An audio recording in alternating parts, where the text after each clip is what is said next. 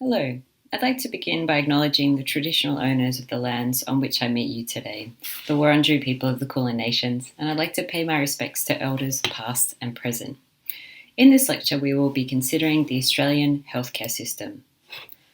Let's start at the very beginning. What is a health system? Well, it is a complex. As defined by the World Health Organization, it is all the activities that promote, restore, and/or maintain health. But what makes it good, according to the World Health Organization, is that it delivers services to all people when and where they need them.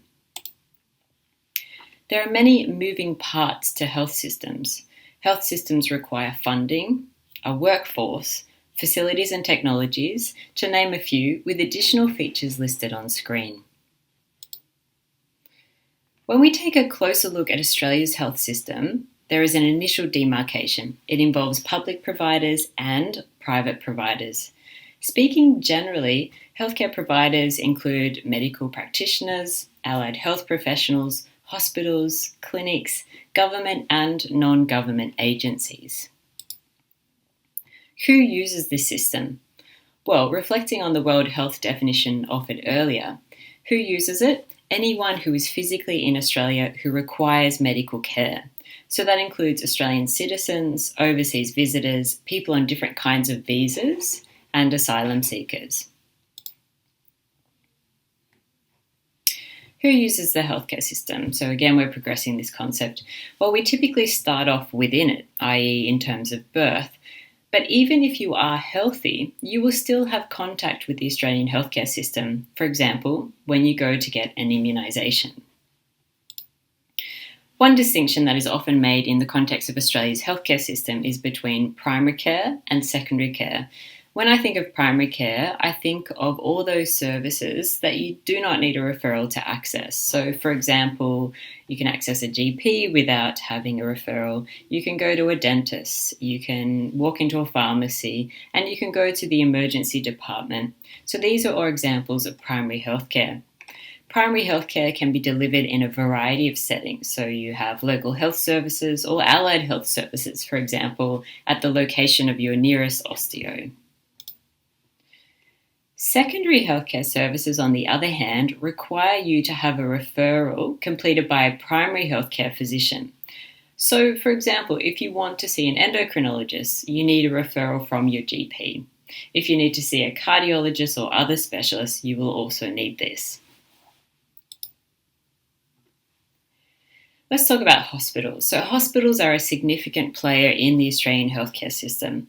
We have both public hospitals and private hospitals, both of which are regulated by the same governing bodies. Emergency departments are a critical part of our health system and are a critical part of most hospitals, specifically public hospitals. So who funds the health system? A good question to ask is who's paying for this? Well, over 2/3 of the funding comes from the government. The other third is made up of payments made by patients, private health insurance providers, and accident compensation schemes.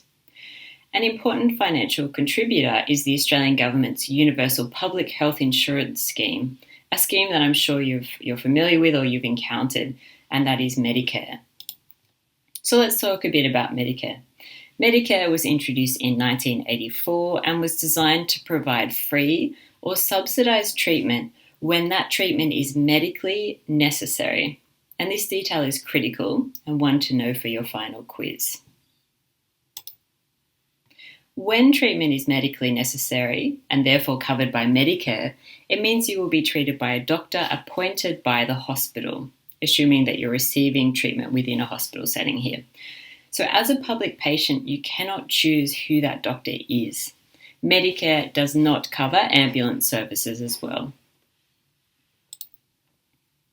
How Medicare operates is it specifies a schedule of fees for different services. If your medical practitioner charges more than this set amount, there will be an out-of-pocket cost to you. If the practitioner charges in line with the schedule of fees, you will be bulk billed, meaning there is no out-of-pocket costs to you. How does Medicare work in terms of costs for medication? Medicare subsidises a range of prescription medication. What this means is that if the medication you require is listed on the PBS, Medicare is covering the cost of either all or most of this. If your medication is not listed on the PBS, meaning the Pharmaceutical Benefits Scheme, for example, melatonin, you will have to pay the full price as a private prescription. Most medications supplied to you or to your patient, in a public hospital are given for free. Let's talk about private health insurance. If you want more choice in your healthcare, you can pay to obtain private health insurance. Private health insurance is an opt-in system. It is never ever compulsory. You can often choose your level of care within a private health insurance scheme. So these choices cover services that are not covered by Medicare. For instance, you may have a private health insurance policy that enables ambulance services to be covered or subsidised. What are the main benefits of private health insurance? If I had to summarise them, I would say greater choice in who you see and shorter wait lists. What about governance? Who governs the Australian healthcare system? Well, the overall coordination is the responsibility of both the state or territory health minister and the Commonwealth Health Minister. Who regulates our health service? In terms of regulation, however, state and territory governments play a key role here. So we see an important distinction here between the coordination of the healthcare system, which is the responsibility of both state and territory ministers and the Commonwealth, and a distinction with regulation where we're looking at more a local, state-by-state undertaking here. This slide is really speaking to the necessity of regulation. What function does regulation of health professionals achieve? Well, it ensures adequately trained, qualified practitioners and workforce mobility across Australia. Most health providers exist within a regulated profession. Examples of professions that are currently regulated appear on this slide. This concludes our journey through the Australian healthcare system. Up next, we will consider international health systems and comparisons between these.